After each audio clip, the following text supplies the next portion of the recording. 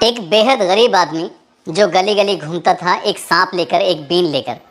जब वो बीन बजाता था तो उसके सांप को देखने के लिए और उसकी बीन को सुनने के लिए लोग आते थे। तो कोई उसे पैसे देता था, कोई आटा देता था, तो कोई उसे खाना दिया करता था और इसी हिसाब से उसकी ज़िंदगी चल रही थी। लेकिन एक दिन उस सपेरे को एक बेहद खूबसूरत लड़की मिल जाती है और वो बेहद खूबसूरत लड़की उससे दोस्ती कर लेती है। दोस्ती करने के बाद वो उसे काम बताती है, कहती है कि तुम मेरे लिए काम करोगे। तो जो काम बताया था उस काम को सुनने के बाद सपेरे के भी पसीने छूट जाते हैं, वो भी डर जाता है, सोचने पर मजबूर हो जाता है कि ये लड़की क्या बात कर रही है। तभी उस लड़की ने उस सपेरे से नज़दीकियाँ बढ़ाई, उसे अपने घर पे बुलाया, एक बार नहीं कई बार, बार बार उसके साथ शारीरिक संबंध बनाए।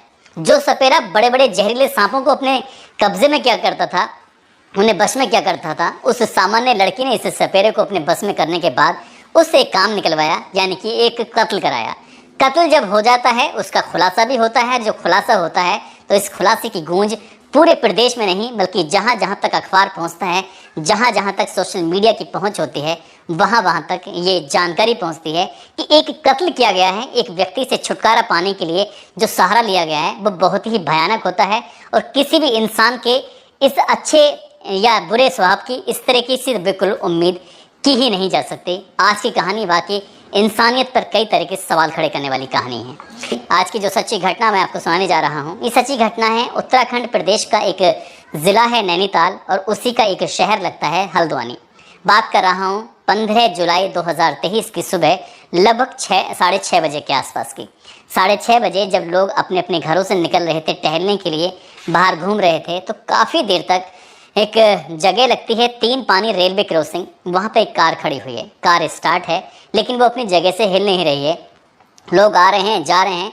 एक व्यक्ति की उस कार पर कई बार नज़र पड़ती है। जब वो व्यक्ति उस कार को देखता है तो झांक कर भी देखने की कोशिश कर रहा था। कार के अंदर देखता है कि एक व्यक्ति औंधे मुँह पड़ा हुआ है और वो व्यक्ति ना हिल रहा है, ना डुल रहा है, ना वो सांस ले रहा था। तो उसे लगता है कि शायद कुछ ना कुछ हादसा हो चुका है। तभी आसपास के लोग होते हैं, उनको मौके पे बुलाया जाता है। जब लोग आते हैं वो भी देखते हैं कि उस व्यक्ति के अंदर किसी भी तरह की हलचल नहीं हो रही है। तभी पुलिस को सूचना दी जाती है। पुलिस मौके पर आती है और उस व्यक्ति को जब देखने की कोशिश की जाती है, उसकी नब्ज़ टटोलने की कोशिश की जाती है, सीधा ही उस व्यक्ति को लेके जाते हैं हॉस्पिटल में और हॉस्पिटल में ले जाने के बाद डॉक्टर उसको मृत घोषित कर देते हैं। अब इस व्यक्ति के बारे में पता निकालने की कोशिश की जाती है कि ये कौन है। दरअसल उस व्यक्ति का नाम होता है अंकित चौहान, जिसकी उम्र लगभग 32 साल के आसपास होती है, जो कि एक बड़ा बिजनेसमैन होता है। ये रामपुर रोड के रामबाग जगह है, वहाँ पर इसके होटल चल रहे थे।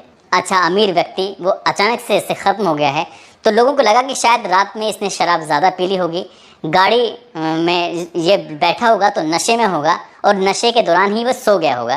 साथ ही कार्बन मोनोऑक्साइड जो कि एसी से निकलने वाली गैस होती है, उसकी वजह से इसका दम घुटा और इसकी मौत हो गई।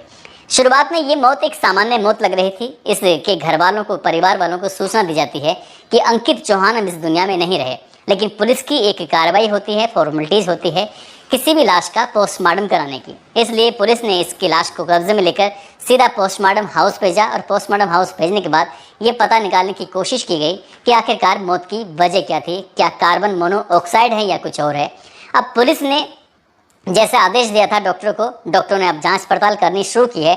उसका शरीर पर कहीं भी किसी तरह का कोई निशान नहीं था, तो डॉक्टर भी यही समझ रहे थे। लेकिन जब जांच पड़ताल करते करते जब डॉक्टर पैरों की तरफ देखते हैं तो पैरों की तरफ 2 छोटे छोटे निशान थे, बहुत बारीक से निशान।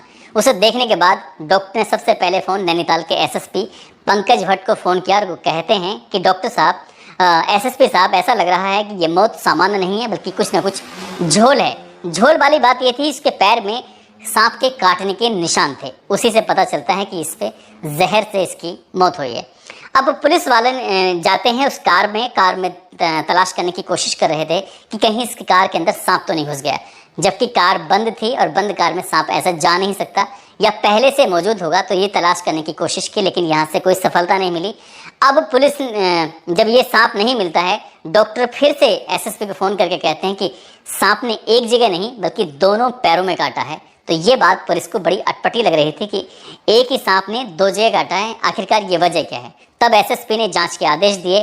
कई टीम बनाई जाती हैं, अब चाहे वो सर्विलांस की टीम हो या फिर जांच करने वाली या और कोई टीम हो, यहाँ पर पहुँचती है पुलिस की टीमें और पुलिस की टीम आने के बाद अब जांच पड़ताल में जुट जाती हैं। यहाँ पर आकर जो इस इलाके के सीसीटीवी कैमरे थे उनको खंगाला जाता है ये देखने के लिए कि आखिरकार 3 पानी रेलवे क्रॉसिंग के पास ये कार पहुँचती है तो कैसे पहुँचती है। तो ये रात के किसी वक्त एक कार यहाँ पर आती है, उसके बराबर में खड़ी होती है 2 से ढाई मिनट के आसपास। जब 2-2.5 मिनट के आसपास कार खड़ी होती है, कुछ हलचल होती है, तो पुलिस को कुछ शंका जो थी अब धीरे धीरे यकीन में बदलने लगी। अब इस अंकित चौहान की जो मोबाइल था उसके चाहे वो लोकेशन हो या CDR हो, उसका जब निकलवाने की कोशिश की तो पता चलता है कि एक महिला है जिसका नाम होता है माही उर्फ डोली आर्या, जिसके संपर्क में ये बहुत ज़्यादा होता है। पुलिस इसके घर पहुंचती है माही उर्फ डोली आर्या के, और घर जाने के बाद जो कि गोरा पड़ाव इलाके में रहती थी, लेकिन वहाँ वो अपने घर पे मिलती नहीं है, तो पुलिस का कुछ थोड़ा सा शक जाता है। अब इस लड़के की जो बहन होती है ईशा चौहान, इस ईशा चौहान ने इसी लड़की पर शक के आधार पर एक मुकदमा दायर किया और पुलिस इस मुकदमे के पर जांच पड़ताल करना शुरू कर देती है। इस माही की जो कॉल डिटेल निकलवाई जाती है तो कॉल डिटेल से कुछ लोग इसके संपर्क में थे और एक नंबर था कुछ ऐसा जो पुलिस को बड़ा अजीब लग रहा था, और वो नंबर था रमेश नाथ का। रमेश नाथ कोई और नहीं बल्कि एक सपेरा होता है जो गली गली गांव गांव जाकर शहर शहर जाकर भीख मांगता था। उसके पास सांप भी होते थे, वो बीन बजाता था और कभी कभी सांप पकड़ा भी करता था। पुलिस को लगा कि अब ये महिला सपेरे के कांटेक्ट में है, उसकी मौत भी सांप के काटने की वजह से हुई है, कुछ ना कुछ झोल है। अब पुलिस ने इस सपेरे को जो पकड़ा तो सपेरे ने प्रथम दृष्टा इसे स्वीकार कर लिया कि ये सामान्य मौत नहीं है बल्कि हत्या की गई है। अब पुलिस ने माही को जब ढूंढना शुरू किया है तो माही मिल नहीं रही थी, तो आखिरकार 23 जुलाई 2023 को माही भी पुलिस के हत्या चढ़ जाती है, और जब पुलिस उसको पकड़ती है, उससे पूछताछ करती है, तो वो चौंकाने वाली बात सामने रखती है। दरअसल ये माही उर्फ डोली आर्या जो कि लोशियारी एक जगह लगती है, लोशियाली, वो वहाँ के रहने वाली थी। बचपन में उसको एक लड़के से प्यार हो जाता है, मोहब्बत हो जाती है, लेकिन वो बचपन में जो मोहब्बत थी साल 2008 में इसको वो छोड़कर चला जाता है। उसने इस लड़के को, माही ने उसके पीछे जाती है, उससे बार बार बातचीत करने की कोशिश कर रही थी, लेकिन वो लड़का वापस इसकी ज़िंदगी में आया ही नहीं। तब इसका मन टूट जाता है, परेशान हो जाती है। वे कुछ ऐसी महिलाओं के संपर्क में आती है जो महिलाएं धंधा कराती थीं या गलत काम कराती थीं, गलत तरीके से पैसे कमाया करती थीं, और यही बात इस लड़की को, माही को ज़्यादा अच्छी लगती है। इसलिए उनके संपर्क में आने के बाद इसकी भी अलग अलग लोगों से दोस्ती गहरा जाती है, और ये लोशियाली का जो इलाका था, लोशियाली का, उसको छोड़ देती है। अब ये शहर में बड़े बड़े लोगों के संपर्क में आकर उनसे दोस्ती करती थी। दोस्ती करने के बाद जल्द से जल्द वो अमीर होना चाहती थी, बहुत सारे पैसे कमाना चाहती थी। और एक दिन इसकी एक लड़का होता है अंकित चौहान, उससे मुलाकात होती है, और मुलाकात की वजह थी कार को खरीदना। वो कार को खरीदना चाहती थी, और कार खरीदने के दौरान ही दोनों एक दूसरे के इतने नज़दीक आ जाते हैं कि प्यार हो जाता है। लेकिन अंकित चौहान ये नहीं जानता था कि इसको बचपन में भी प्यार हो चुका था, और एक और लड़का होता है हल्दू चौड़ का, जिसका नाम होता है दीप कांडपाल, ये उससे भी प्यार कर बैठती है।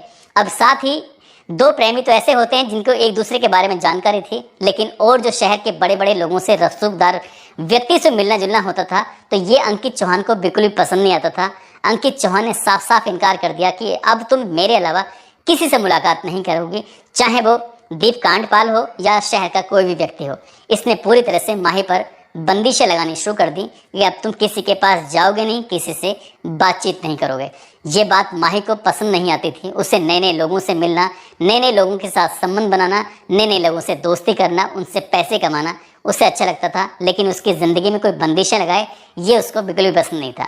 इसीलिए उसने लगभग 7-8 महीने पहले एक सपेरा होता है रमेश नाथ, उसके संपर्क में आती है, उससे दोस्ती करती है, और दोस्ती करती है वो सर्पदंश का दोष दूर करने के लिए। दोस्ती कुछ गहरी हो जाती है, उसके साथ शारीरिक संबंध बनाती है।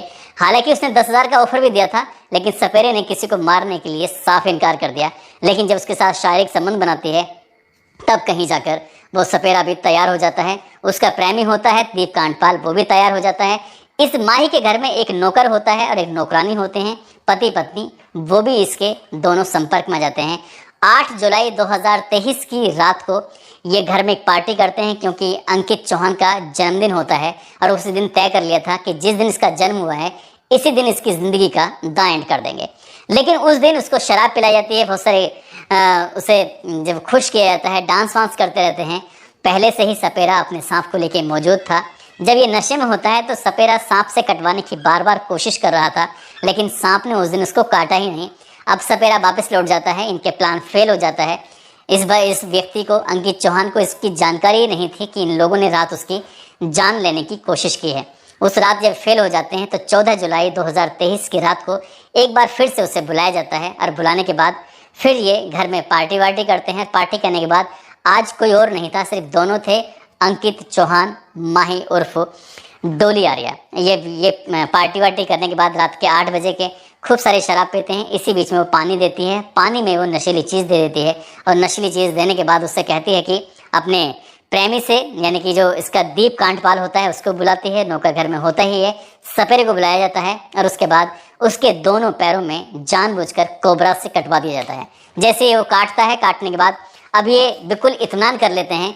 ये बताया जाता है, स्वीकार करते हैं कि जब पहले पैर में काटा जाता है, अगर पहली बार ही कटाते तो शायद मौत हो जाती है, और पुलिस को इस बात का शक भी नहीं होता।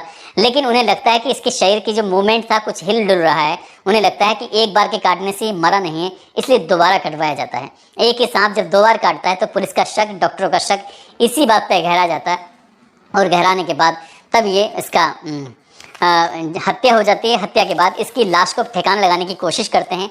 इसकी लाश को एक गाड़ी में रखते हैं, उसी की जो खुद की गाड़ी होती है, जो भुजिया घाट जाती है, भुजिया घाट से गोला पार जाती है, और गोला पार से 3 पानी रेलवे स्टेशन के पास जाने के बाद उस कार को वहाँ छोड़ देते हैं। इसकी लाश वहीं रहती है। एक और कार आती है, और कार आने के बाद जो लाश लेकर आए थे जिस कार में बैठकर, उस दूसरी कार से बैठकर वहाँ से निकल जाते हैं। इनको लगता है कि इस घटनाक्रम का कभी खुलासा नहीं होगा।